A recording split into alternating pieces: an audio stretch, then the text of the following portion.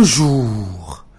Dans le quotidien, Sidiki Kaba sonne la réplique aux avocats de Khalifa Sall en déclarant « Ce n'est pas le député qui est arrêté ». Une manière pour lui, note l'AS, de déchirer d'avance l'immunité de Khalifa brandie par ses avocats pour le faire sortir de prison. Mais il aura bientôt fort à faire avec l'Union des magistrats du Sénégal. Enquête nous dit une ère de révolte souffle à l'Union des magistrats du Sénégal. Souleymane Teliko a fait tomber Maguette Diop de la tête de l'UMS. Enquête qui revient sur les coulisses de l'Assemblée générale de l'UMS, écrit samedi 19 août 2017. Voilà une date qui restera à jamais dans les annales de l'UMS. Une véritable séance d'exorcisme de la magistrature, l'indépendance de la justice, le statut du magistrat, le Conseil supérieur de la magistrature. Aucun sujet n'a été laissé en rade. Mais le moment fort est sans aucun doute l'élection d'un nouveau président de la structure. Maguette Diop cède la place à Souleymane Teliko après seulement un mandat. Et Teliko a surfé sur la vague du désir d'indépendance des magistrats. L'AS note que les révolutionnaires ont pris le pouvoir au sein de l'UMS. Bientôt, la justice aura peut-être entre ses mains un dossier brûlant, celui de Assane Diouf que Vox Populi présente comme l'insulteur sur les réseaux sociaux. Il a été arrêté par le FBI, écrit enquête. L'AS nous dit, à la manœuvre, c'est Abdoulaye Daouda Diallo, le ministre de l'Intérieur,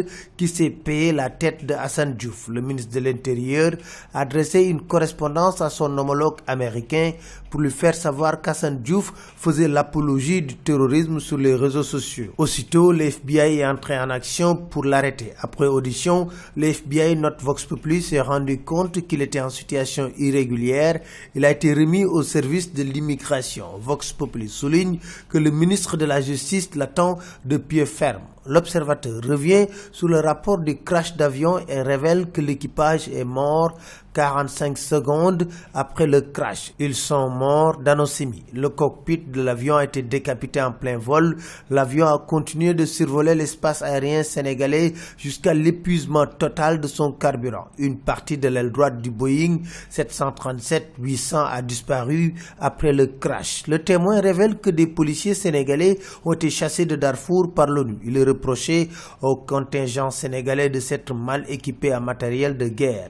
Les 142 éléments qui composent ce contingent seront de retour à Dakar mi-septembre.